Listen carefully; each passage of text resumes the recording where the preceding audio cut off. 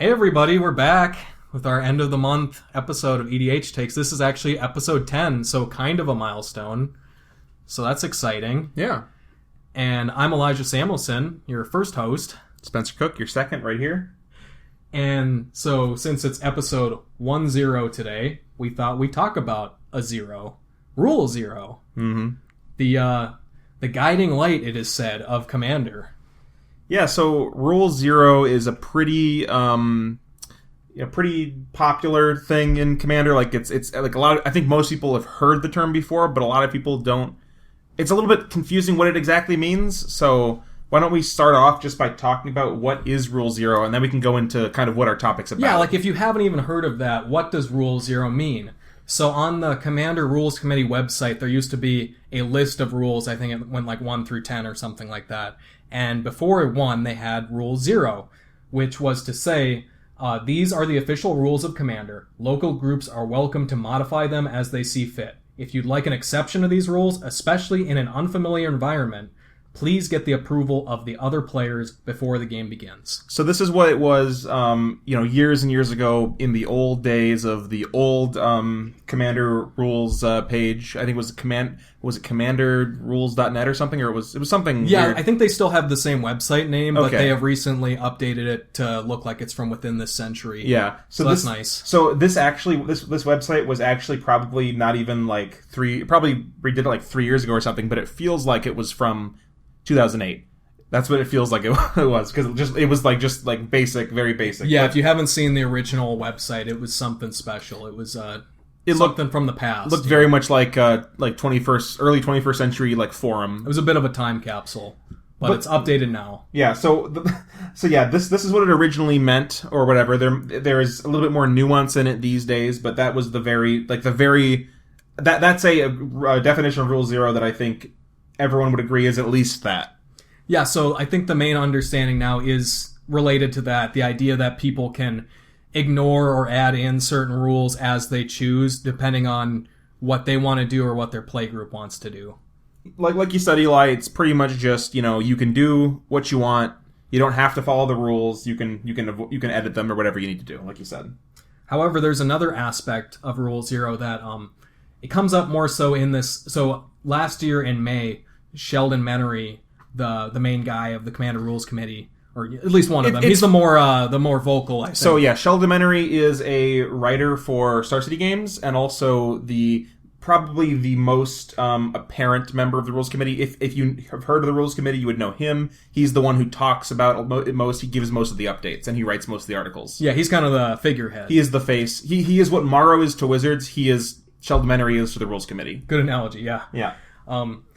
Yeah. So there's another point in this article I read through several times, and we're extrapolating a lot of our information from this because there's actually not a lot of information about Rule Zero outside of this article now. There's been several other articles and videos people have made about it, but on their official website, like we were talking about, they actually removed the part mentioning Rule Zero because it's not an official rule. So they didn't feel the need to leave it on when they updated the website. If you're curious about that, we'll probably talk about that a bit later. Mm-hmm. But like you were saying, Eli, in that article, you were kind of reading about what really Rule Zero entails. You want to tell us about what you've kind of found out in that? Yeah, so it means that first thing that we read off, but also there's a lot of points about how it involves a pre-game discussion and making sure everyone's kind of on the same page and has the same understanding of what kind of game they want to play before you start the game. Yeah. And, to me, Eli, this sounds like something that's very obvious, I want to say. Like just kind of a thing that's encompassed in all games or all interactions where you kind of have some sort of, whether spoken or unspoken, agreement with other players about what you're going to be doing. Yeah, and it's not always easy. I think there's some people that might just go in somewhere, pull out their deck, and sit down and play without saying anything. Yeah, that's what I was saying. It's not always... It's kind of unspoken sometimes, and that's where it can be a little bit weird because, there's maybe players don't have the discussion and it's just assumed, but players assume different things. It can be kind of weird. Yeah, and sometimes that might happen, and then people... they play a bad game once, and then they decide I'm either going to play a different deck or I'm going to play with different people, and it's self-correct. So I don't think it's, it's probably helpful to have a little discussion, but Yeah. not necessary. So the thing with that, like you described, Eli, about the idea of having this this kind of discussion before a game is that, you think this would this probably includes things like power level discussions, right, which have been kind of like the talk of the town within this last year. Players trying to like make sure they're not pub stomping other people, or players getting pub stomped and being a bit unhappy. So like that definitely fits into Rule Zero by this definition, right? Yeah, that's definitely like from this article and from what other prominent like content creators and commander players believe it to be. They would include this definition along with the other like official definition. Yeah. But to me, they seem like two very different things. So maybe we'll get into that more throughout the rest of the episode. But we wanted to break it down into pretty much two basic sections, like the benefits of Rule Zero and what are some possible downsides of Rule Zero. Yeah, before we jump into that, I just want to say, I guess maybe this should have been mentioned earlier on in the episode. It is only 6 minutes in, but this episode is kind of going to be not quite a debate or whatever, but it's going to be us kind of trying to look at the pros and cons, kind of do a discussion about the Rule Zero, kind of evaluate the positives, the negatives, whether it's good or bad, kind of try to come to a conclusion together, and maybe just kind of give you guys a general overview of the arguments on both sides. Yeah. So, obviously, we're going to be biased towards whatever side we end up agreeing with, which I don't want to spoil it, but I think we're a little bit on the anti-Rule Zero side, but there's definitely some good arguments for Rule Zero that we want to give. And it's not even that we're anti-Rule Zero, it's just that it's a little bit...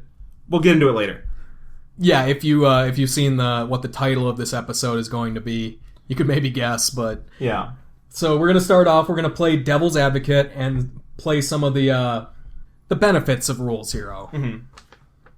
And so first off, the most important thing to talk about with the benefit of Rule Zero is, at first glance, you would just like look at Rule Zero and be like, okay, there's no downside, it's only upside, right? Like all that Rule Zero is that it's, allowing players to change the game how they want, and like just giving kind of a thing in the rules to say you don't actually have to follow the rules if you don't want to, right? You can do something with your playgroup, make and talk to them first, and then do that, and then it's like it's all upside. That's the first like thing you think about when you look at that, right? Yeah, certainly no definition or anything in this article by Sheldon. Nothing is offensive about anything they're saying about what Rule Zero is. So yeah, maybe it is all upside. Yeah, but another thing with Rule Zero that's like also really cool is that the idea of Rule Zero kind of promotes players to like talk to each other, which obviously, communication is pretty clearly positive in the world, I guess, and Magic especially. It's a good idea for players to kind of talk to each other and realize that they have find some similar goals or whatever, where they all can experience the same kind of game they want to play. Yeah, I think I'm generally of the opinion that communication is key and resolves a lot. Like, there's a lot of conflict that happens in the world that is just the result of poor communication, and sometimes people ascribe too much ill intent to people when it's just a misunderstanding. Yeah, and also one thing that Rule Zero, another positive of Rule Zero, is that even though this isn't like explicitly what it states, Rule Zero kind of implies more of a casual outlook on the game. So, like, for example, if someone makes a mistake in a game, like a rules mistake goes by, you could, and like players don't realize it, and they realize it a turn later. They might, so you could use the argument, oh, okay, Rule Zero, we messed it up, let's just ignore it and go on for now, right? Like, you could use Rule Zero as a way to justify some problem in the game to kind of fix it for that situation. Yeah, and like, if you're the kind of person who's not comfortable with like takebacks or stuff like that, maybe you should say something at the start of the game and see if everyone agrees with you about that sort of thing. Yep. If that's the kind of game you want to play. To give another example of a way, of how that could be used, I've got a friend that I've played with before, and he, sometimes will invoke Rule Zero. Well, not directly. He won't say like Rule Zero, but like in spirit, you're evoking Rule Zero. If he let's say he won the last game and he used like a really powerful card like Smothering Tithe or something, right? Like, and he draws Smothering Tithe on the like top decks or whatever, and he's like, guys, I don't want to have another one of these games where I just kind of do stomp you or whatever with the Smothering Tithe and you don't have an answer for it. I'm just going to put it on the bottom of my deck and draw a card. Now, I'm not a fan of doing that sort of thing, but I can definitely see the upside of something like that, and that is like a Rule Zero decision to just be like, okay, we're gonna forego the rules of the game to try to make a better game for everyone. Yeah, if everyone's on it's all about everyone being on the same page as each other. Yep. If everyone agrees this is fine, I'm okay with it, then yeah, why wouldn't you be fine with that? It's kind of like the rule of utility, right? Like, for sure, what's best for the most people is usually the right thing to do. Sure. And then similar to that, like, things like a lot of people, I know a lot of people do alternate mulligan rules. Some people like doing that, and if it's what your playgroup likes to do and has more fun, go for it. Rule Zero, you can use Rule Zero as a way to...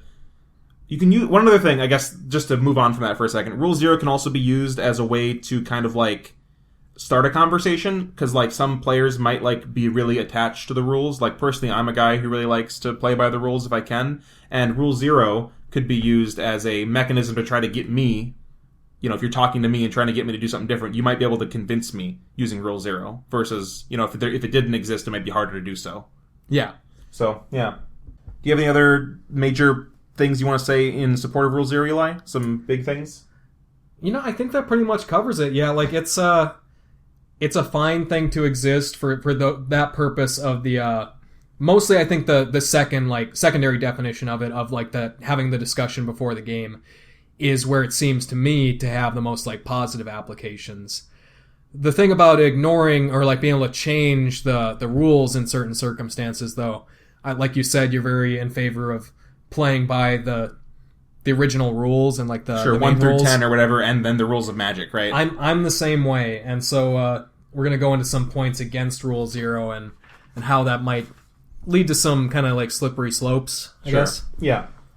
So the first thing that with the first problem I have with Rule Zero personally is that like it kind of sets this idea of like everyone around the world or at different tables or different houses having a different commander, like you're all playing a different commander, so there's not like a shared experience of commander. So like it can make it a little bit confusing when you're talking to other players about, deck building or, power level of cards or something when they're playing a version of Commander with 10 card mulligan, put 3 back or something, right? And I kind of like the idea of a unified Commander is what it is, and, we understand that. And while you can play otherwise, the idea of Rule Zero kind of incentivizes more people to play different Commander than what is like a standard. It kind of gets rid of the standard of Commander a little bit. That's probably, I think we've said enough positive in it that you understand that I don't just like hate Rule Zero. So yeah, I think that's a really good point, that people playing with their own individual rules, like I think even in this article Sheldon mentions how the rules committee, they like to play this mulligan rule where they draw 7. If you have a bad hand, you put that 7 aside and you draw another 7, and you just keep doing this until you get a 7 that works to avoid shuffling, and then you put all like the other 7s you drew on the bottom of your deck or something like that. Yeah. And it saves you from having to shuffle a bunch of times. But I think those kind of rules, like you said about like maybe like draw 10, put 3 back, really might have a sway on how you build your deck and how your games tend to go. And that kind of leads us into the next downside of Rule Zero is that, especially if you're playing at an LGS or something where, you don't always have a consistent play group. If you build your deck in a certain way and then players want to play a different way, even if it's not like a big deal and you're fine changing the mulligan rule, you kind of didn't have a say in that before when you built your deck. So building I think it can kind of feel bad when you like let's say you pull up to you built your deck and you didn't build it with silver border cards in mind, but you pull up to a table and a guy's playing a silver border deck, and you're like, well, I mean, it's not a big deal. I'll just play with the silver border deck, like whatever. It's not a big deal. But it does kind of take a little bit away from your, the thought you put into deck building when you built your deck. So it kind of rubs you the wrong way a little bit. So I had a couple of quotes from this article. The first one, I believe, is from Sheldon. It says, Commander is designed to be a malleable format. We encourage groups to use the rules and the ban list as a baseline to optimize their own experience. This is not licensed for an individual to force their vision onto a playgroup. but encouragement for players to discuss their goals and how the rules might be adjusted to suit those goals. So pretty much saying that, if everyone's okay, like you shouldn't just bow down to one person's will, right? Yeah, you shouldn't constantly be looking to put forward a rule that you think you'd prefer and be like, hey, can we try this out? And But I think players do use Rule Zero as a tool to do that, right? I think, especially for a lot of players who are a little bit more timid or socially awkward, I definitely have been, I've been that kind of person before, and maybe even now still am, but I'm not gonna, if someone suggests they want to play with a certain mulligan rule or whatever that I don't really want to play with, it can be hard sometimes to speak up against it, right? Yeah, it can be hard to say no, because you kind of feel like the jerk there, like if you got to shut somebody down. Especially if there's 4 players at the table and 3 of them agree that they want to play a certain way, and then you don't agree that you want to play that way. It can be pretty, I think in that case you probably should just default to, the regular commander when everyone's okay with, but when you're 1v3, that can feel really bad, and probably you'll just get overpowered, right? And majority ruled. And that can feel really bad as the one person. This is kind of a weird example and not really related to the rules of Commander or Magic, but I was at the Commander League one time, and we did 2d6 high roll for who goes first, and everyone rolled their dice, and I won the die roll, and then somebody's just like let's re-roll, and I was like, what? And the other 3 players are like, sure, whatever, yeah. I was like, no, I won. Yeah. What are you talking about? But you can get majority ruled out of, right? That's an especially cringe example of that, and I don't really know what that guy was thinking, because that's just it's a little bit awkward. But I noticed, Eli, that you read that that description from Sheldon about how it shouldn't be used as one player's way to kind of get into the format, right? Or sorry, not get into, but push whatever their format is on other people. Yeah. But like I was saying, it can feel like that sometimes. Especially if there's a malicious person, they can definitely use it that way. Yeah, say you had a card that you felt very strongly about being too powerful that you didn't like, and you were like, hey, everyone, I think that we should not put this card in our decks. I'm not going to play with you if you play Hull Breacher or something. And it's sure, that's fine, but it is a card that was printed, and it just adds another... one thing it does that I don't like is it adds another conversation before a game, because I think all players have had that experience where they've had to have that power level discussion, right, before a game. Mm-hmm. But if before every game of Commander, every time you need a new playgroup, you have to have that power level discussion, the cards in my deck discussion, the silver border discussion, the Nephilim discussion, the playtest card discussion, and so on and so forth. It can get a little, the no mass land destruction. People will make. I know we played on Magic Online, Eli, for a while, and people would have their pod titles. Oh yeah, no counter spells, no mass land destruction, no board wipes, no The Walking Dead cards. And it's I've played with some playgroups that have pretty crazy rules, and it can be exhausting trying to learn all of those rules. So I think, I guess I think I'm just too much in love with the regular format. That might be my problem. I do, however, have one argument against this. I was listening to Sheldon, and a friend of his did a podcast talking about Rule Zero, and Sheldon brought up a pretty good point, I thought, of how doing this, he acknowledged, yes, it can decrease the amount of time you have for games, but he said he'd rather have quality of games over quantity of games, and I think that makes sense. That's fair, because I'm sure everyone's experienced those games where they may be kind of short, or whatever, but you get pub stomped by someone, or you find yourself getting staxed out and you can't do anything. You didn't expect that.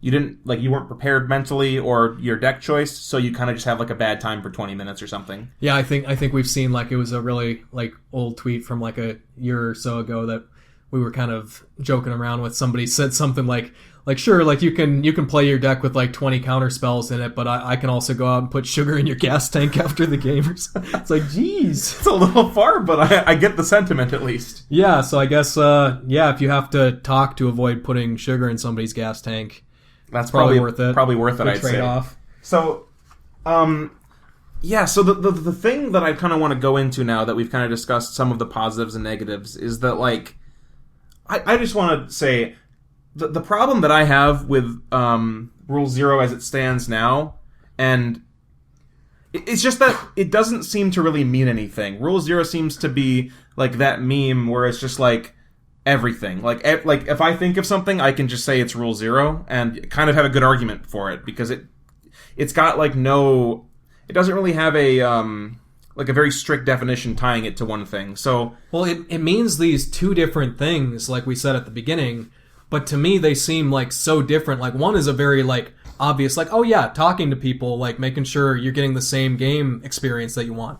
That's fine. Like no reason you'd say no to that. But then the other thing about, oh, you can like choose to change and ignore certain rules as you choose. They don't seem like super compatible because the first thing I said about the game discussion, like, is that discussion supposed to involve me saying, like, hey, just checking, we're all not playing, like, silver border cards, right? We're all playing by the normal rules as established. Do we have to do that? Yeah, it might sound like a little bit of a, like, a little bit of a privileged take, like, oh, you know, why are you so mad? You have to ask the people who are playing by the rules, it's not a big deal. But, like, you know, I don't know, it can get a little bit exhausting sometimes. Well, we had a friend recently, who played with somebody who was just playing one of those playtest cards in their deck from the, what was it, Mystery Boosters? They didn't mention it beforehand or anything, and then he was like, he got called out on it. He's like, no, they're gonna print this as a real card. Yeah, it's like, okay, sure. Just different players have different understandings of what they of you know the game or whatever. So it's and sometimes, you know, you expect people to be more in line with what you are, but you know some people are different, and that's fine. Yeah, and so I had another quote here along, like, so we were talking about how we might not expect everyone to, like, play with these different rules or play, like, away from the main rules of Commander. Mm-hmm. But Rules Committee member Toby Elliott has this quote in this article as saying, Rule 0 is there to remind people that the rules are not set in stone. They can and should be modified by playgroups and organizers to increase the overall fun of the group they want to cultivate.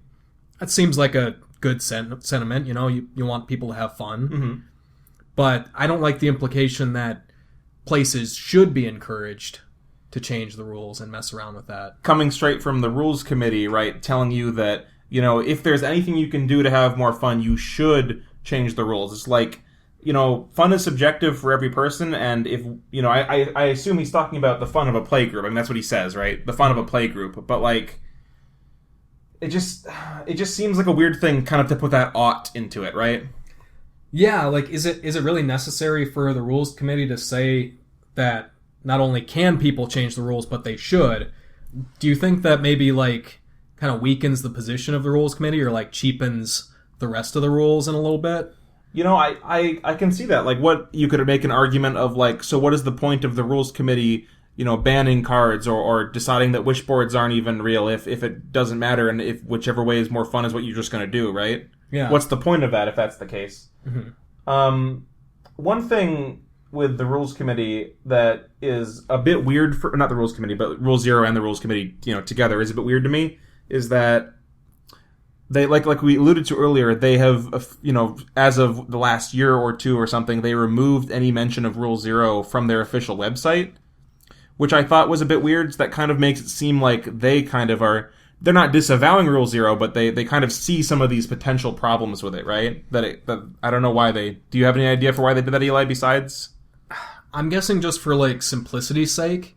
But yeah, it really makes you wonder, like, the fact that they did remove it from their website, and if they're just kind of, like, going away from it, because, like we said, it kind of seems like it means everything and nothing.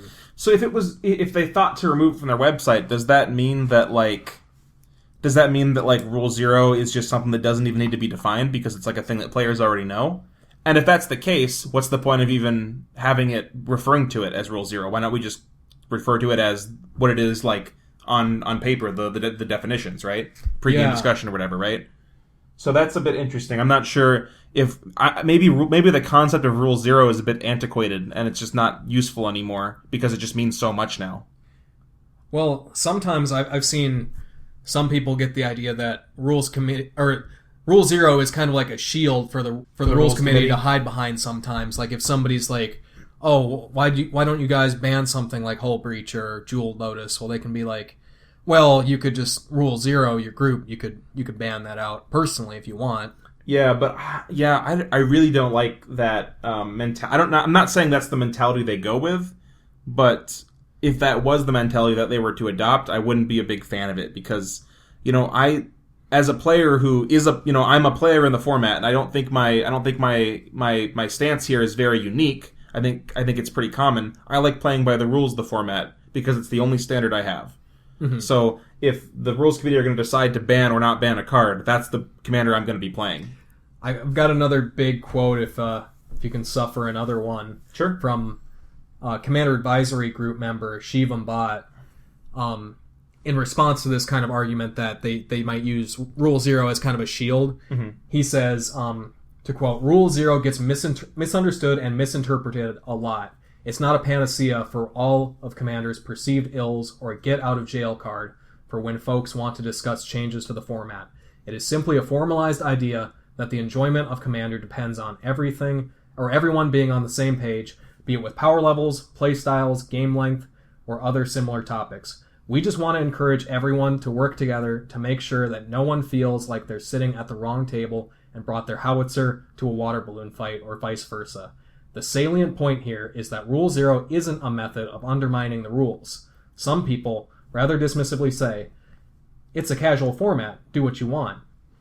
We certainly want you to be happy while you're playing, but we're not suggesting you simply discard the rules. The idea is that you use them as a baseline to find the place you want to be.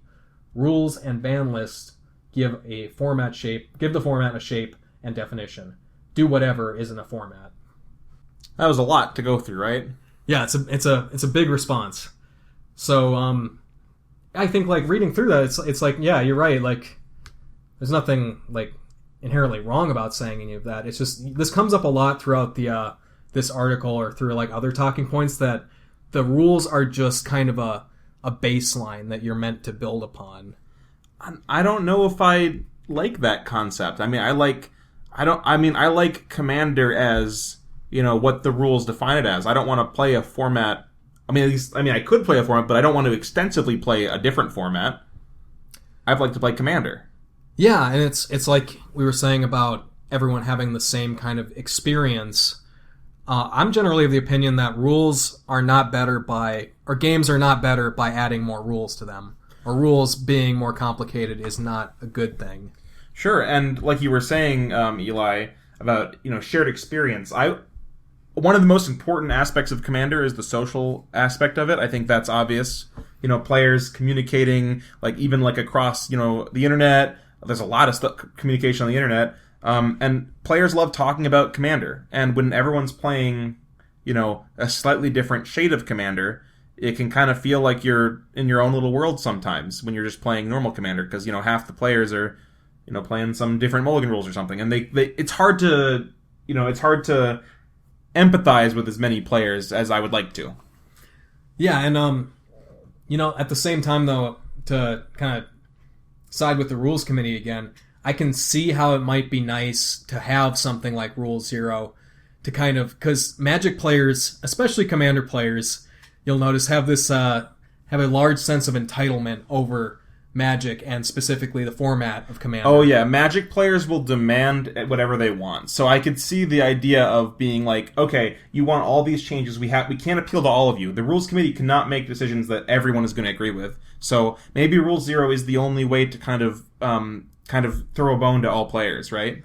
Yeah, because outside of Vintage, right? Commander has the largest card pool in Magic, right? Yeah, I think so. So Legacy and Vintage Legacy and Commander pretty similar. Yeah. So it's actually Commander has a pretty sizable ban list too, but it's kind of surprising it's as small as it is given the amount of cards for sure and access to. And players want more cards unbanned or new cards banned. No one agrees with that, right? Or sorry, everyone disagrees. People either want way more cards banned or they want 5 cards pulled off the ban list. There's there's not a lot of overlap everywhere in between. Yeah. So yeah, it's something that, the rules committee has to make decisions on, that affect the whole format is stuff like wish boards, stuff like, I think when they ended up banning Loot Tree, right, because the companion, they had to ban it because it was, that was a decision they had to make, right, as the rules committee, to either ban it or not. Stuff with, the Walking Dead's cards, they had to decide whether to ban them or not. That was a big thing back in the day. And, I think the fact that they have to make a decision on that is good. And when they make a decision, it changes the format, but I think that's okay. And I don't think, players should just go... I mean, you can, obviously... Sorry, I'm stumbling over my words a little bit, but you obviously can, play with a wish board or not. But I think that shouldn't be the standard, and I know, Eli, you were telling me one of your game stores that you play at. Yeah, as an example, the game store in Alexandria, Elemental Games, I love playing there, but I found out recently... They did a competitive EDH tournament, and they put out flyers for it and stuff online. And I looked on the flyer, and at the bottom it said something about how you're allowed to have a 15-card sideboard. And I was like, well, why do you need a sideboard for Commander? And then I asked around about that, and then they were like, oh yeah, for Commander here, for even just casual Commander, we allow sideboards and wish boards. I was like, I don't know how I feel about that, because can I just play, what's the red one, Burning Wish? Sure, yeah. And use that to get Boil or Flash Fires as it suit me. That makes me that kind of a thing makes me kind of not want to play there. And which just sucks, because obviously you want to play there. Your friends are there, or people are there, right? It's a pretty solid community, yeah. But especially when a local game store does a house rule, that's something I am kind of against. The whole you will see those comments on Reddit. They're like, at my game store, we don't allow we've game store banned this one card or these two cards or something, and people in the comments on Reddit will be like, what are you talking about? Why would they do that? Don't play there. Find a new game store. That's what they'll say. But it's not that easy. Yeah, not that easy for sure. And you might really like the store, aside from that, but it's Toby was saying, these places should be encouraged to do that stuff if even a few players are saying that they should, because as I understand it, I can't speak to exactly why they made that decision, but I remember playing there a year or a couple years ago, and somebody was discussing wish boards and sideboards in Commander, and I was like no, that's you can't do that in Commander, because I had that same misunderstanding when I was pretty new into Commander, where I thought you could have a wish board, you could play wish cards. And you look up the rules and you can't do that. I learned that you can't do that, and that's not a part of it. And I was like, okay, that makes sense. And actually, it's not that cool to have a sideboard for Commander. And everyone in the store was like, what are you saying? That's not the case. And I was like, no, I pulled it up on my phone and everything. They're like, no, I don't like that. Yeah, it's a bit weird. So I think it was mostly a misunderstanding of people just not knowing what the rules were. And then it kind of just went with it. Yeah, and then everyone just ends up going with it. Yeah, so one thing you brought up that I kind of want to just go back to for a second is that idea of a game store versus a play group. So that's one thing I think the level at which Rule Zero is applied on can kind of make a big difference. So for example, if you go to a GP or something, a Command Fest these days, sorry, and there was a Command Fest Rule Zero of we're playing with silver border cards this Command Fest, I would not like that at all. I would be very not in favor of that. But maybe a silver border table or something that's more palatable for me, right? Yeah, because we were having a discussion earlier about how if you had to expect that you might encounter silver border cards, does that change how you build all your decks and how you play Commander? Yeah, I think it does. I think so. For me, my favorite part of Magic is the deck building. So when I feel that my deck building, that I feel like I put a decent amount of thought into my decks, or at least I like to have pride or whatever in the decisions I make during deck building. So if I do that and then I come across a playgroup who wants to play something else, or play some other alternative Rule Zero format, I feel a little bit apprehensive, because my decisions I made and stuff like that weren't for this, and it's kind of a bit, so like I said, I'm probably one of the people that you guys would know that is the most against silver border cards, Netflims, stuff like that. That being said, I've got a friend who has a deck with one of the My Little Pony cards, Midnight Moon or something like that. Midnight Moon, I believe, yeah. And, he came over, we played, and, I didn't have a problem with playing with him. It was fine. So, even the person like me who is very against it and very vocal about being against those things, every once in a while, I can come down and play with them, and it was actually a really fun game. So, that's one of the things that makes Rule Zero so confusing, because, I don't know, I guess it's fine sometimes, even for me, even for a guy like me. Yeah, and maybe a wish card thing could be okay, too, every once in a while. But I just don't think as much, I hate the color blue in Magic as much as anybody. Yeah. But I would feel no kinship to the person who sat down at a commander pod, saw somebody who's playing a mono blue deck across from them, and then took their sideboard and slotted in 15 blue hate cards, like both the Destroy All Islands, like all the red elemental blasts, and all that stuff. Bounce like all creatures, all green creatures, green permanents. Yes, all those sort of things. If they did anything like that, I would just be like, that's just ridiculous, I think. Yeah. I would not enjoy playing in that environment. Yeah, so, I mean, to wrap up this kind of rules discussion talk, I just want to say, like the name of our episode, Rule 0 just doesn't really mean anything, or it means too much, or it means everything. I'm not quite sure. I think that's kind of the takeaway that we have from this, or that I want you guys to have, is that we actually don't know what the hell is going on here. We've put in a decent bit of research for this episode, and we're still like super confused. And I think we're usually pretty opinionated, right? We settle on opinions pretty hard. Yeah, because... And we're still like kind of on the fence on a lot of things about it. It feels like it's these two separate things, and one of which is a very like all-encompassing thing, and it's kind of like a very like they're trying to like sneak you your medicine in like a brownie or something. Like they're like, oh, did talk about the rules beforehand, and inside of it is like this like razor blade or something. Yeah, or it's like, you know, a bill being passed in some sort of, you know, government or whatever, and it's like here's the Save All People's Lives bill, but we're also going to throw in this you know, shoot all clowns, or maybe the people like that, shoot all mothers or whatever. And it's like I agree with some of that. Well, it's what's like, the matter? You don't want to save my all bill. lives? Like, I think that everyone should have access to healthcare. It's like, oh, that's cool, but also you're not allowed to live past 80. And it's like, I don't know. This is not nothing about that, but like.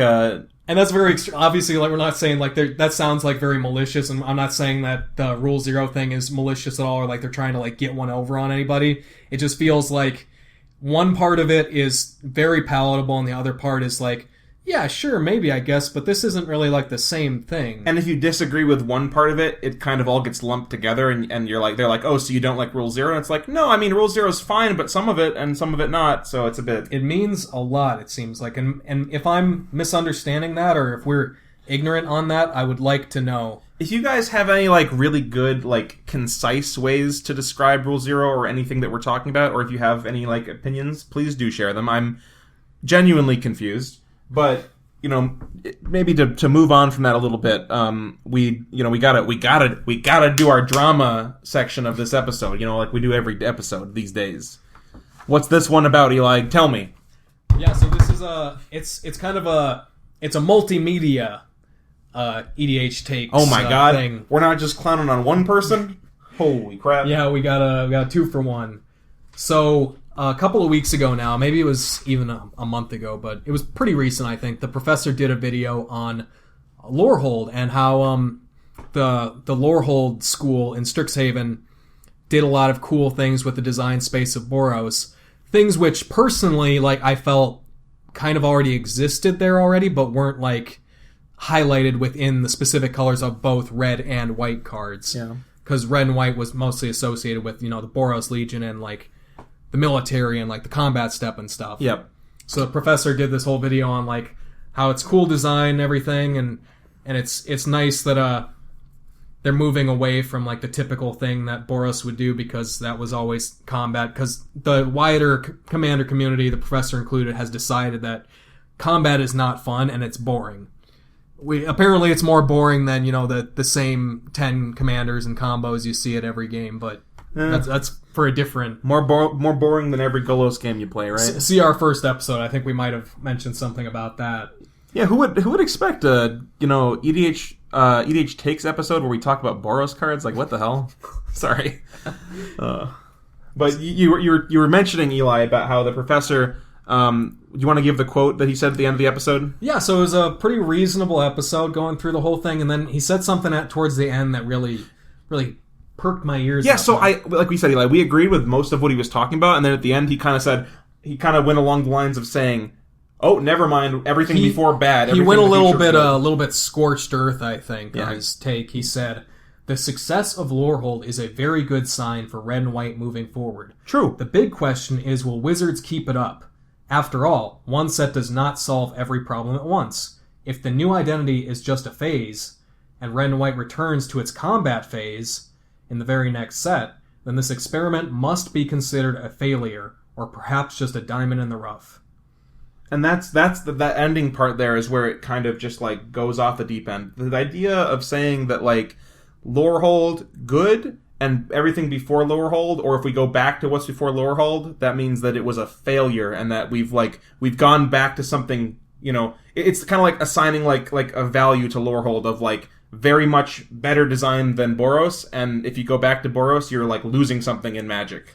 Yeah, and it's also to suggest that like everything from Lorehold is for nothing. Like those designs are like have less value if all of a sudden we go back and do like a couple of combat based Boros commanders. I don't think that's the case at all. Like it's still all there. It's all good. Let it coexist. Yeah, I don't know, man. It was just like kind of it was a bit of a slap in the face at the end of that episode for anybody who, you know, enjoys playing a lot of those old Boros themes.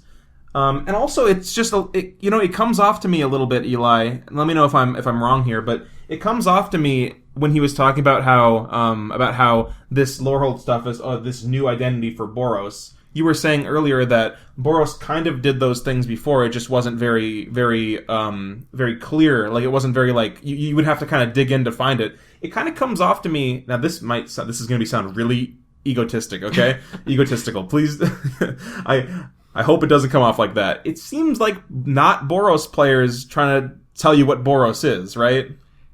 Yeah, like, I don't appreciate you coming in and appropriating my guild. That's a terrible thing to say. Yeah, that's a bit of a poor taste joke, but that's fine. So, like, there's, like being like, Boros couldn't do any of these cool things before, now it does cool things. And it's like, well, Boros had cool things to do before, you just didn't know about them because you didn't watch the EDH Takes episode 1. I'm so sorry. Sorry, that's cringe as hell. My bad. Other podcasts will say that, but they'll say that unironically. I'm saying it ironically. That means I'm above criticism. It means you can't say anything about this. I've done no wrong. Insert self-awareness here. Yeah. All right. Sorry. So the professor said that, and then I kind of, when he said that, it got me thinking. You know, the professor is like really big, and when one big person says something like that, it kind of gets everyone else who's kind of in agreement with like those pretty basic statements of like, oh, Boros attacking is bad, you know, like everyone's like, yes, this is what I'm here for. Yes, yes, I agree. He said the thing, say the thing, Bart. So then I saw a tweet recently from Joey Schultz of the EDH Rec cast, and so if you're following Magic previews, they're doing the Adventures in the Forgotten Realm set coming up soon. Yep. I think in June. D&D inspired coming up pretty soon. Yeah. Yeah. So they have this this dwarf character who is a new 4-mana Boros commander. He's a 5/3 legendary creature dwarf warrior. His name is Brunor Battlehammer, and he says each creature you control gets +1/+0 for each equipment attached to it, and you may pay 0 rather than pay the equip cost for the first equip ability you activate each turn. Yep, so once per turn you get a free equip, and it's a 4-mana 4/4. He seems pretty sweet to me. Notably, he's also uncommon. Yeah, he's also an uncommon, so like his power level, like that's pretty solid for an uncommon commander. Like that's miles better than Tiana. The thing that kind of irks me is that the first thing players go to when they hear this, when they see this card, like Joey, the first thing he said was, here, you want to just say the quote? Yeah, Joey's put out a couple of tweets here, and he said, okay, hear me out. What if, and I know this is crazy, but what if we made a Boros equipment commander? Whoa. Bunch of emojis. Second tweet, a bunch of party popper emojis. And then he follows it up by saying, I'm sure it's a good representation of the character, because this is a character from established lore, but also, you know, Thermian argument. It just would have been nice to get more than one set of inspiring and original Boros designs before an inevitable return to form. I've never seen a dead horse beaten this thoroughly. Now, I'm just going to be very blunt here and say I don't know what the hell Joey's talking about here. Like, I don't know why people see equipment on a Boros card or Boros commander and the first thing they go to is, again? Like, Jesus Christ, guys. There's only been 4, count them, 4 Boros equipment commanders, 5 if you count the partner commanders. Yeah, and that's to say ones that specifically mention equipments or like give you some kind of payoff for playing equipments. I think before those commanders existed, which are actually pretty new as we all of them have been played in the last 2 years. Before that, I think the idea was, well, you're playing a Boros deck, and like we talked about on episode 1, the thing that Boros does better than any other color pair is utilize equipments. So, like, people would see something like Kalemne and be like, oh, she has Vigilance and Double Strike, so she's an equipment commander because she's good at holding equipments. It's like... But that's not really the case. Like, they didn't really have payoffs for you playing equipments before, like, this last year. It started with Akiri, Fearless Voyager, and then we got the other 3-mana one. Yeah, you got Wylith? Yeah, Wylith, and then we had the two-mana dwarves. You had Cole and Rayav. Yep. And then you had Arden mixed with something like Rograk or any other red. And now you have this dwarf guy, right? And that's... Yeah, and he's a nice... And he's different than most... Like, I mean, he's pretty similar to Arden, but still different. This must be just like recency bias, right? Because we had a couple equipment commanders like recently, and then he's just like, oh, another Boros equipment commander. But like what's first? Okay, I've already gone by this. There's 40 Boros commanders, and 5 of them, say equipment on them. What's the problem with printing a Boros card with equipments on it? There's Simic cards that say draw a card on them. Yeah, I think somebody even might have responded to this tweet and been like something like, oh, well, you could say the same thing about like Simic and ones that draw cards or put lands on or the landfall or something, right? Or what's a good example? Black-white decks that care about your creatures dying, aristocrat style black-white or commanders, life gain. Or life gain. It's like, do you complain every time they make a new commander for an established theme? Like, that's just so ridiculous. I don't know. Yeah, and especially it's an uncommon too. Like, it's not. It's an uncommon, yeah. So like what do you want them to like break the design space for like New World Order and stuff? They can't go too complicated on commons and uncommons. But whatever. So it feels like these players now I'm going to say the thing I said again, and don't get too mad at me. It feels like not Boros players, or in this case not equipment players, trying to tell you that all the commanders are equipment commanders, and it's like, that's just not the case, right? I think you told me earlier, Eli, that Joey Schultz has like a feather deck, right? And he had played a... I believe so, yeah. As far as I know, he has a feather Boros deck. That's not an equipment deck. I mean, what? I don't know. That's not an argument against it. I'm just a little bit frustrated. Forgive me, guys. Yeah, I guess if equipment deck just means any commander that holds equipment, like, I guess every deck's an equipment deck. I have an Aurelia deck, and it has Stoneforge Mystic and about 4 or 5 equipments in it. It's not an equipment deck. It's just playing good cards in it. Like, you could play Skull Clamp in a deck. It wouldn't be an equipment deck. In like a like a Grismold deck or something, right? You'd play a Skull Clamp.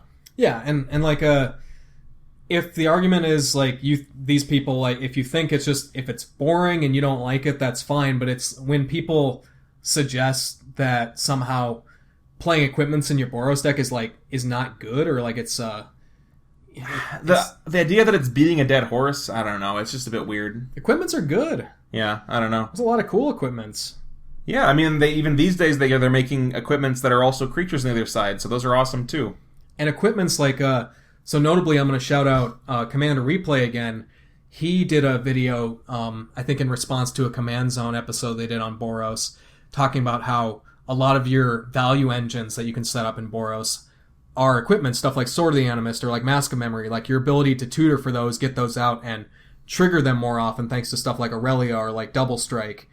Like, that can get you a lot of value, and that's what a lot of these people care about, is like draw a card, like value, like get ramp. And I think that video is Response and Resurgence, right? That's the name of it? That was a different video, I think, but he did like another one about ramp, or about he watched their podcast episode they did on breaking Boros and like kind of did some voiceover with it. Okay, well, and one last thing about this equipment thing, and then we'll put it to rest. I find it kind of ironic that you will see players saying things like this, like, "Oh my god, another Boros equipment commander, her," and then you'll see them spoil the new Sword of Home and Hearth, and everyone's just being like, "Oh my god, this card is so awesome, I love it." And it's like, I mean, I get that it's different players showing disdain for equipment, and then different players being excited about it, but it goes to show you that there aren't, it's not just one narrative that's online. It's both. Yeah, both. And another thing, so Joey is a big, like, he talks about on the podcast all the time how much, like, he loves, like, being a necromancer and playing stuff like Marin. So I bet, like, when the next Golgari commander comes out that, like, returns creatures from your graveyard to your hand or something like that, he's not going to be like, oh, look, another one. Yeah, it's a bit So what I'm just trying to say is, try to like not just step on everyone's toes when you make your takes. Like, I'm sure we're guilty of it too, you know? Call us out on it, okay? Tell me that I'm full of shit. Tell me that, okay? Tell me, didn't you just say in episode 10 that you shouldn't, like, make meme people for their,